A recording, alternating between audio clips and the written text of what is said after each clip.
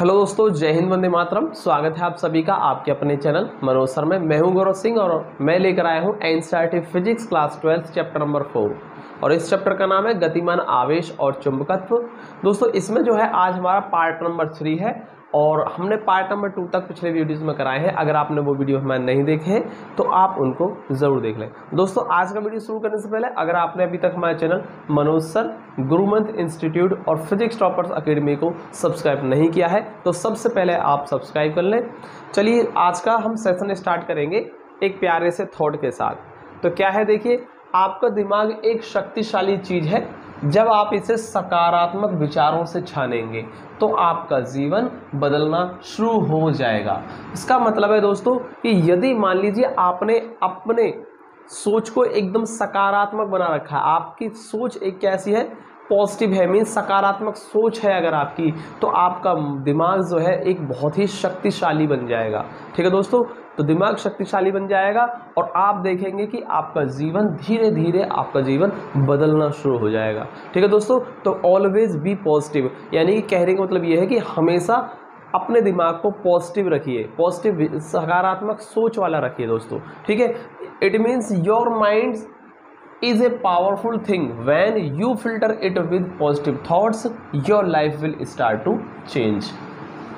ठीक है दोस्तों, तो करते हैं हम आज का वीडियो स्टार्ट। दोस्तों लेते हैं हम आज का टॉपिक, क्या है, चुंबकीय क्षेत्र में आवेशित कण की गति, motion of A charge particle in magnetic field. तो दोस्तों यहाँ पर जो मैंने दिखाया है चुंबकीय क्षेत्र को दिखाया, देखिए चुंबकीय क्षेत्र को मैंने यहाँ दो तरीके से दिखाया, इधर मैंने क्रॉस से दिखाया और यहाँ पर मैंने डॉट से दिखाया। अब इन दोनों में अंतर समझ लीजिए क्या है। मान लीजिए चुंबकीय बल रेखा कैसी है, इस तल के लंबवत अंदर की ओर जा रही है। कैसे जा रही है, जैसे मान लीजिए चुंबकीय बल रेखा है ये, ठीक है, और ये इधर से जा रही है, तल के लंबवत अंदर की ओर जा रही है, ऐसे करके अंदर की तरफ जा रही है। ठीक है, तो दोस्तों इस स्थिति में चुंबकीय क्षेत्र को हम दिखाएंगे क्रॉस से। और अगर मान लीजिए चुंबकीय बल रेखा पृष्ठ के लंबवत बाहर की ओर निकल के आ रही है, जैसे कि इस तरीके से ये चुंबकीय बल रेखा और ये कैसे आ रही है, पृष्ठ के पीछे से आ रही है, निकल के बाहर की तरफ, सामने की तरफ आ रही है, ठीक है, ऊपर की तरफ निकल के आ रही है। तो इस स्थिति में जो चुंबकीय क्षेत्र को दिखाएंगे हम कैसे दिखाएंगे, डॉट से दिखाएंगे। तो यही अंतर होता है दोस्तों, इसको कहते हैं perpendicular to the plane downward और इसे बोला जाता है perpendicular to the plane upward. ठीक है, कागज के तल के लंबवत नीचे की ओर और ये बोला जाता है कागज के तल के लंबवत ऊपर की ओर। ठीक है, इस तरीके से हम चुंबकीय क्षेत्र को प्रदर्शित करते हैं। तो दो तरीके से कर सकते हैं, आई थिंक आपको समझ में आया होगा। और दोस्तों हम ले रहे हैं चुंबकीय क्षेत्र में गतिमान आवेश की आवेशित कण की गति। और देखिए यहाँ पर जो मैंने लिया है, एक समय चुंबकीय क्षेत्र लिया और कैसा लिया है, कागज के तल के लंबवत नीचे की ओर लिया है मैंने। ठीक है, इसलिए मैंने इसको क्रॉस से दिखाया है। और इसमें हमारा देखिए कोई एक आवेशित कण है, मान लीजिए जैसे कि इलेक्ट्रॉन है, और ये इस तरीके से गति करता हुआ आ रहा है दोस्तों। और जैसे ये इस चुंबकीय क्षेत्र के अंदर जाएगा तुरंत ये वृत्ताकार पथ पर गति करना प्रारंभ कर देगा दोस्तों। ठीक है दोस्तों, जैसे चुंबकीय क्षेत्र के अंदर आएगा तुरंत इसका पथ कैसा हो जाएगा, वृत्ताकार हो जाएगा। ये रहा दोस्तों। ठीक है, तो आई थिंक आपको इतना समझ में आ रहा होगा। देखिए अब समस्या ये है आपके सामने कि ये वृत्ताकार पथ पर ही गति क्यों करता है। आइए हम इसको समझने की कोशिश करते हैं। तो देखिए क्या है, ये जो इलेक्ट्रॉन आ रहा है वो कैसा आ रहा है, चुंबकीय क्षेत्र के लंबवत आ रहा है। तो ध्यान रखना, जब भी कोई कण, कोई आवेशित कण जैसे कि इलेक्ट्रॉन, प्रोटॉन, ठीक है, इत्यादि कोई भी कण, अल्फा कण हो सकता है, ठीक है, चुंबकीय क्षेत्र के लंबवत गति करता है, तो दोस्तों कण का जो पथ हो जाता है चुंबकीय क्षेत्र के अंदर सदैव वृत्ताकार हो जाता है। तो वो कैसा हो जाएगा, वृत्ताकार पथ पर गति करना प्रारंभ कर देता है और बार बार अपनी इस गति को दोहराता रहता है। ठीक है दोस्तों, आई थिंक आपको इतना समझ आया होगा। अब देखते हैं कि ऐसा क्यों हो जाता है कि वृत्ताकार पथ पर गति क्यों करने लग जाता है, इसको समझने की कोशिश करेंगे यहाँ पर। देखिए हम अभी जानते थे कि जब कोई इलेक्ट्रॉन या प्रोटॉन या कोई भी आवेशित कण किसी चुंबकीय क्षेत्र में गति करता है तो सदैव उस पर एक लॉरेंज बल लगता है। क्या लगता है दोस्तों, लॉरेंज बल लगता है। मैंने आपको वीडियो 1 और 2 में दोनों में कराया था ये। ठीक है, तो लॉरेंज बल लग रहा है। तो इस पर क्या लगता है, जब ये गतिशील अवस्था में है चुंबकीय क्षेत्र के अंदर, तो इस पर क्या लग रहा होगा, लॉरेंज बल लग रहा होगा दोस्तों। लेकिन एक बल तो लग रहा है इस पर, लॉरेंज बल, जिसके कारण ये गति कर रहा है। और दूसरा इस पर दोस्तों एक चुंबकीय क्षेत्र में आने के कारण इस पर एक अभिकेंद्र बल भी लगता है। क्या लगता है, इस पर एक अभिकेंद्र बल लगता है। अभिकेंद्र बल, जो बल कहाँ लगता है, केंद्र की ओर लगता है, उसी को कहते हैं अभिकेंद्र बल। तो दोस्तों इस पर एक बल केंद्र की तरफ लग रहा होता है, ठीक है, यानी एक अभिकेंद्र बल भी होता है जो इसको वृत्ताकार पथ पर गति कराता है। ठीक है दोस्तों, आइए समझते हैं कि अभिकेंद्र बल यहाँ पर किस प्रकार से कार्य करेगा, इसको हम समझने की कोशिश करेंगे। दोस्तों मान लीजिए जब ये कण इसके अंदर आ गया तो ये वृत्ताकार पथ पर लगातार बार बार अपनी गति को दोहरा रहा होगा।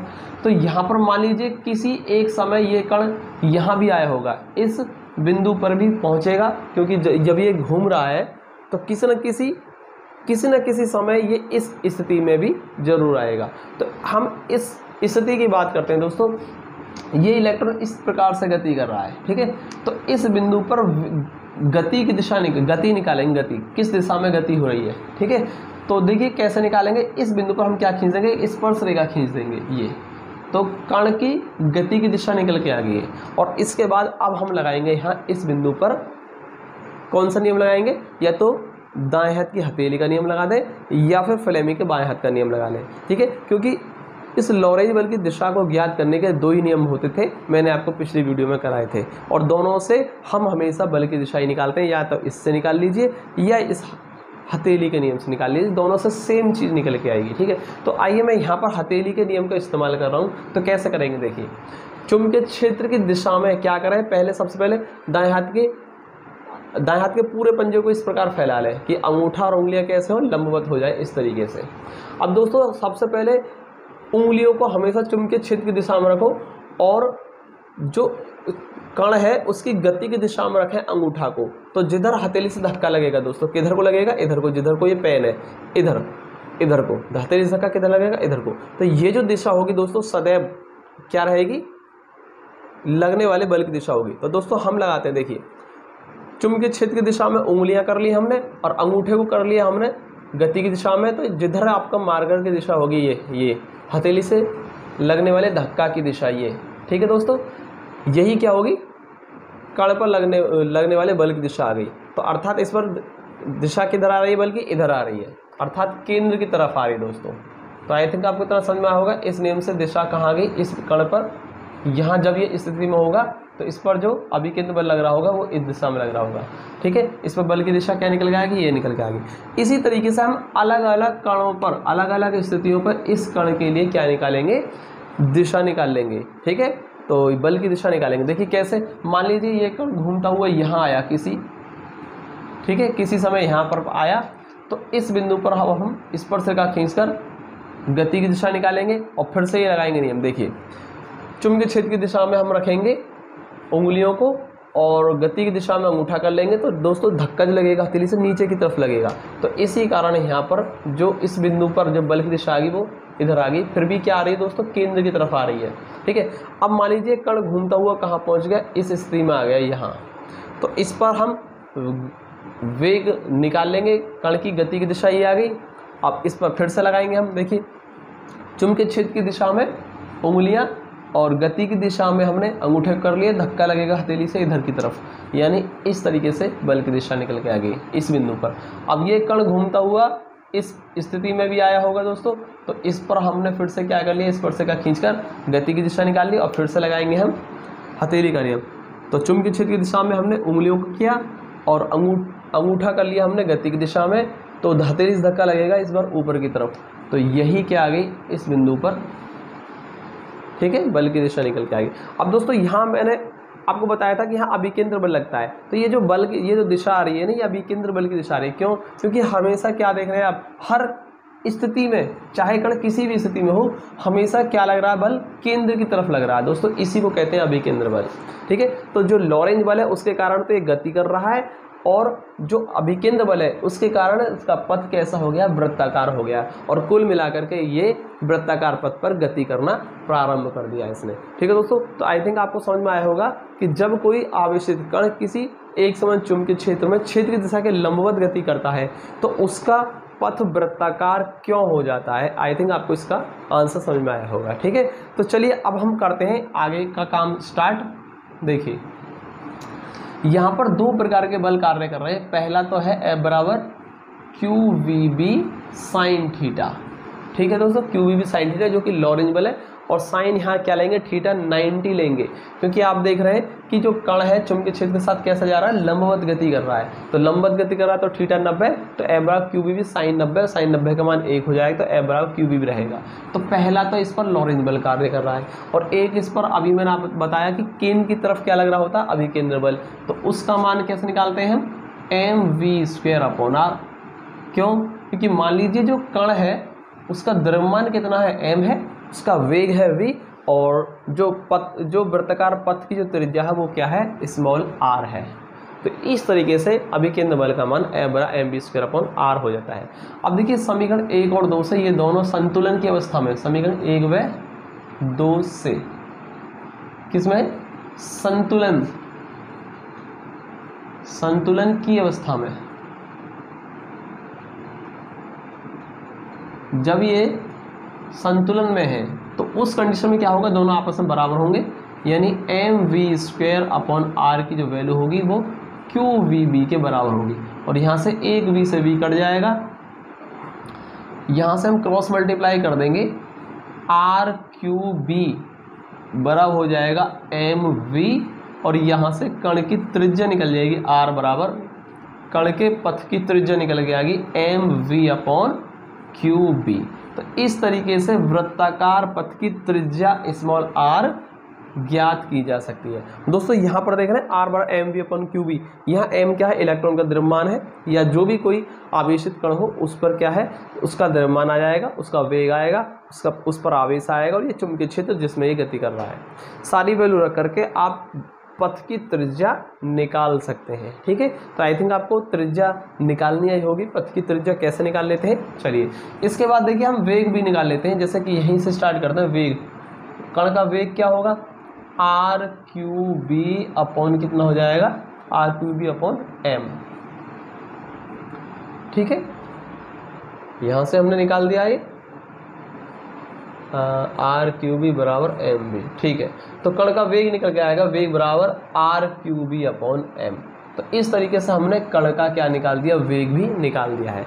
जब ये कण का वेग निकल गया, त्रिज्या निकल गई, अब देखिए हम क्या निकालना चाह रहे हैं। देखिए ये जो इलेक्ट्रॉन है वो बार बार अपनी गति को क्या करेगा, दोहराएगा। अर्थात यहाँ पर हम देखेंगे कि कुछ ना कुछ इसका आवर्तकाल भी होगा। आवर्तकाल क्या होता है, जब ये अपना एक चक्कर कंप्लीट कर लेगा, तो एक चक्कर को कंप्लीट करने में कुछ टाइम लेगा, उस टाइम को ही कहते हैं, उस समय को ही कहते हैं हम आवर्तकाल। तो आई थिंक क्या होता है, समझ में आया होगा आपको आवर्तकाल क्या होता है। देखिए कण द्वारा एक चक्कर कंप्लीट करने में लिए गए समय को ही आवर्तकाल कहते हैं। तो आवर्तकाल कैसे निकालेंगे, देखिए आवर्तकाल कैसे निकालेंगे, आवर्तकाल t। देखिए आवर्तकाल होता है एक चक्कर पूरा करने में लिया गया समय। ठीक है, और समय कैसे निकाल लेंगे, समय बराबर होता है, समय होता है दूरी बटे चाल। तो दूरी कितनी है, 2πr, परिधि के बराबर दूरी तय करेगा, क्योंकि हम जानते हैं समय बराबर फॉर्मूला होता है ना, समय बराबर दूरी बटे चाल। ये वही है, चाल बराबर दूरी बटे समय से आपने पढ़ रखा है। तो समय बराबर दूरी बटे चाल, हम क्या निकालना चाह रहे हैं, आवर्तकालीन समय निकालना चाह रहे हैं। तो समय होता है दूरी बटे चाल। तो एक चक्कर पूरा करने में लगा समय है, तो एक चक्कर पूरा करने में कितनी दूरी तय करेगा, इसकी परिधि के बराबर यानी 2πr के बराबर। और कितनी चाल से जा रहा है दोस्तों, ये v चाल से जा रहा है, v वेग से। कितनी चाल से जा रहा है, v चाल से। तो इस तरीके से आवर्तकाल का हमने 2πr/v लिख लिया फॉर्मूला। और यहाँ से हम क्या करेंगे, 2π/v, और यहाँ से क्या है, स्मॉल r है, और स्मॉल r क्या है, त्रिज्या, जो कि क्या है हमारे लिए mv/qb। यहाँ लिख देंगे mv/qb। तो v से v खत्म हो जाएगा, तो दोस्तों यहाँ पर t बराबर आ जाएगा 2πm/qb। इस तरीके से हमने इस इलेक्ट्रॉन का एक चक्कर पूरा करने में लिया गया समय यानी आवर्तकाल भी ज्ञात कर लिया। ठीक है, जब आवर्तकाल ज्ञात हो जाएगा तो हम कण की आवृत्ति भी निकाल सकते हैं। यहाँ से क्या निकाल सकते हैं, आवृत्ति निकाल सकते हैं। ठीक है, चलिए मैं इसको यहाँ से थोड़ा सा रफ कर देता हूँ, इस फिगर को ही मिटा देता हूँ, अब कोई दिक्कत नहीं है। चलो यहाँ कर देता हूँ मैं। अब हम निकालना चाह रहे हैं क्या, आवृत्ति, कण की क्या निकालना चाह रहे हैं, आवृत्ति। तो आवृत्ति का फॉर्मूला होता है 1/आवर्तकाल। ठीक है, तो आवर्तकाल के व्युत्क्रम को ही आवृत्ति कहते हैं। वैसे आवृत्ति होती क्या है समझेंगे। आवृत्ति का मतलब है 1 सेकंड में लिए गए चक्करों की संख्या। जब ये घूम रहा होगा तो 1 सेकंड में मान लीजिए इसने 10 चक्कर लगा लिए, तो आवृत्ति क्या होगी इसकी 10 हर्ट्ज हो गई। हर्ट्ज क्या होता है, इसका मात्रक होता है, और कितनी होगी 10 चक्कर लगाया तो 10 आवृत्ति होगी। तो इस तरीके से आवृत्ति जो होती है आवर्तकाल का व्युत्क्रम होती है। और यहाँ से हमने क्या टी आवर्तकाल निकाल रखा है ना 2πm/qb, इसका उल्टा हो जाएगा यानी कि qb/2πm।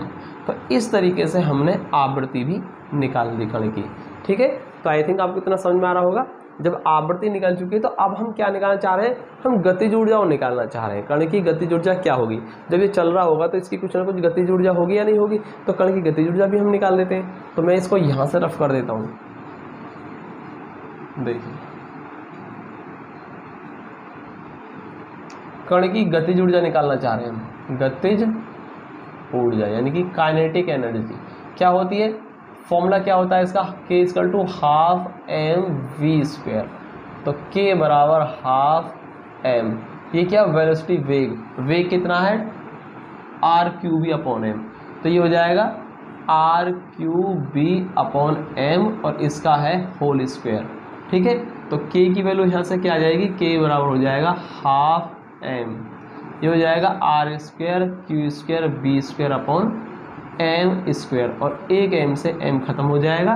तो यहाँ से k जो आ जाएगी गतिज ऊर्जा वो कितनी आ जाएगी, r² q² b²/2m। तो इस तरीके से हमने कण की गतिज ऊर्जा भी निकाल दी। तो गतिज ऊर्जा का फॉर्मूला ये आ चुका है। तो आई थिंक आपको इतना समझ में आया होगा, और यही हमारा ये टॉपिक ख़त्म हो जाता है। ठीक है दोस्तों, इसको आप ज़रूर कर लें, वेरी मोस्ट इम्पॉर्टेंट टॉपिक है, आप लिख लें इसको वेरी मोस्ट इम्पॉर्टेंट, काफ़ी ज़्यादा इम्पॉर्टेंट टॉपिक है, और इससे न्यूमेरिकल भी बोर्ड में आपको काफ़ी सारे देखने को मिलेंगे, तो इसको आप ज़रूर कर लें यहाँ से।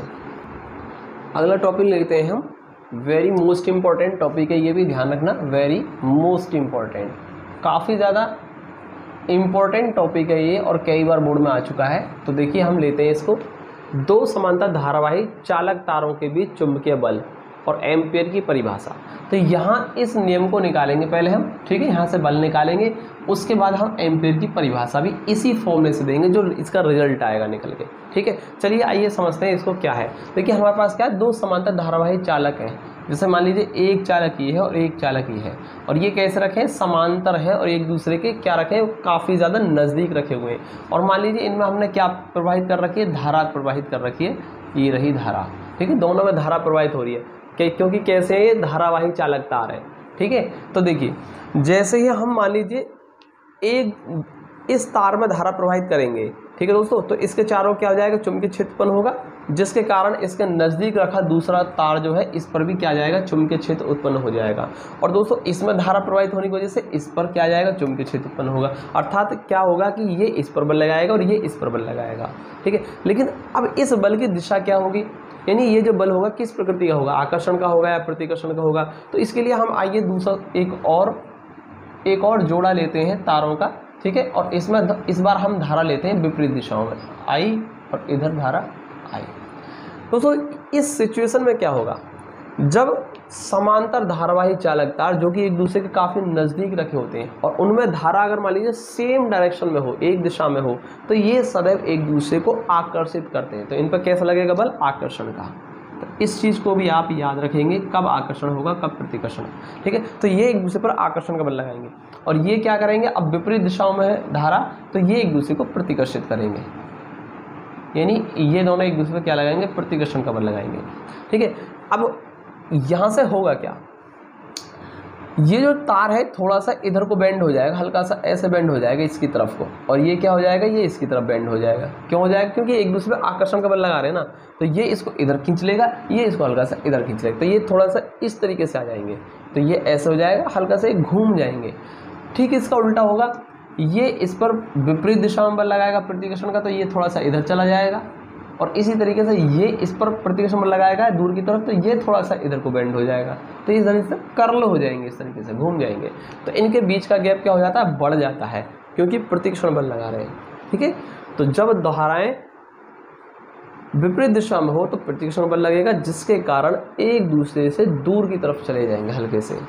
और जब धाराएं एक दिशा में हो या तो ऊपर की हो या दोनों में नीचे की तरफ हो धारा, तो एक दूसरे पर आकर्षण लगाएंगे जिसकी वजह से एक दूसरे की तरफ खिंच के आ जाएंगे, एक दूसरे की तरफ खिंच जाएंगे और इनके बीच का गैप क्या हो जाएगा, कम हो जाएगा और यहाँ इनके बीच का गैप बढ़ जाएगा।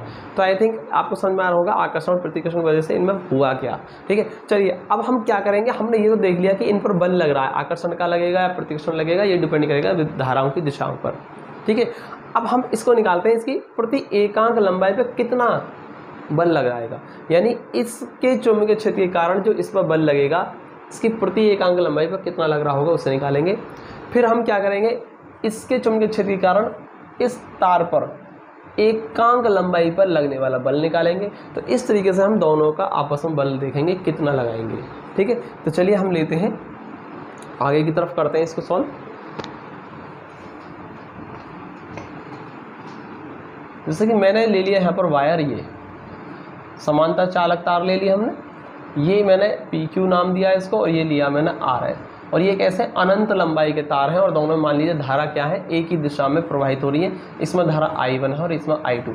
अब ये एक दूसरे को क्या कर रहे होंगे, आकर्षित कर रहे होंगे दोस्तों, क्योंकि धारा क्या है, सेम दिशा में है। ठीक है, तो चलिए हम करते हैं स्टार्ट आगे की तरफ।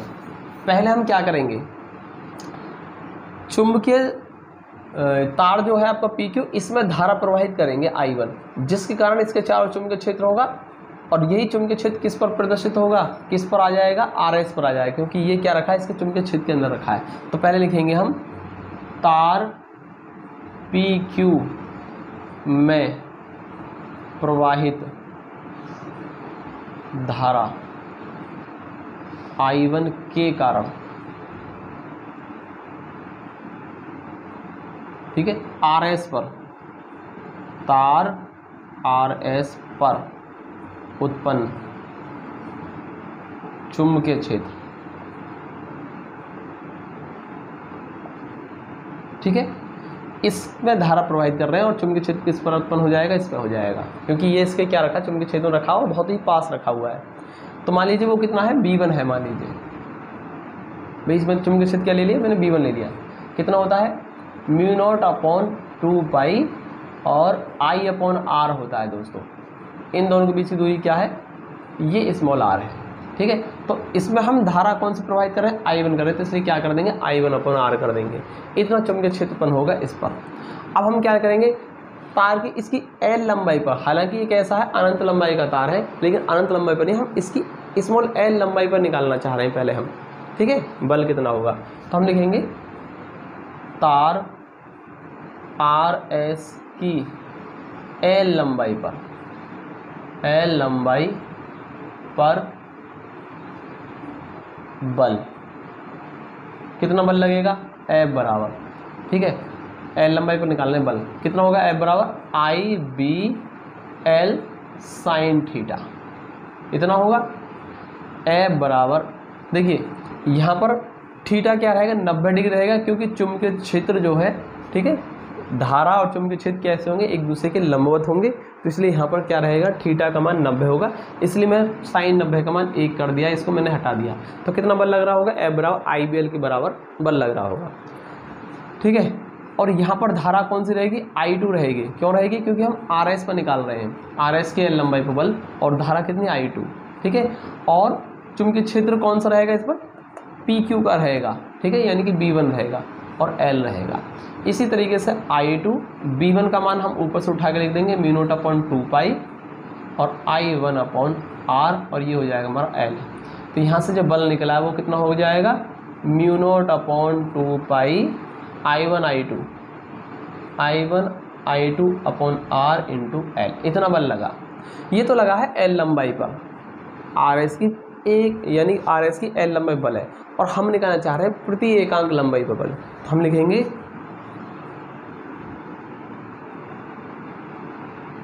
तार RS की प्रति एकांक लंबाई पर लगने वाला बल।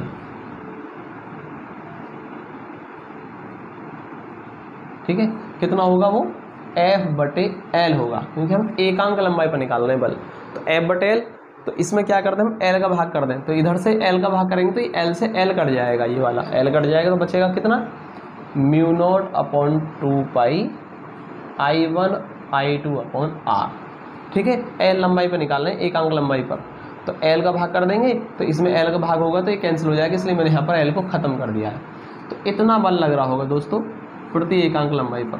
ठीक है, इसी प्रकार दोस्तों अगर हम इसी प्रकार देखिए, इसी प्रकार जब हम धारा I2 प्रवाहित करेंगे और इसके चुंबकीय क्षेत्र में जब P को रखेंगे हम, तो इस पर क्या लगेगा, इस पर भी बल लगेगा, और उसका मान कितना आएगा दोस्तों निकल कर प्रति एकांक लंबाई पर ठीक इतना ही आएगा। कितना आएगा, इसी प्रकार हम लिखेंगे PQ तार की प्रति एकांक लंबाई पर लगने वाला बल कितना लगेगा, F/L म्यू नॉट अपॉन 2 पाई I1 I2 अपॉन R। तो दोस्तों दोनों में क्या लगेगा, एक दूसरे पर प्रति एकांक लंबाई पर बराबर बराबर बल लगाएंगे। ठीक है, तो ये इस पर बल लगाएगा, ये इस पर बल लगाएगा, अर्थात ये एक दूसरे पर क्या लगाएंगे, बल लगाएंगे।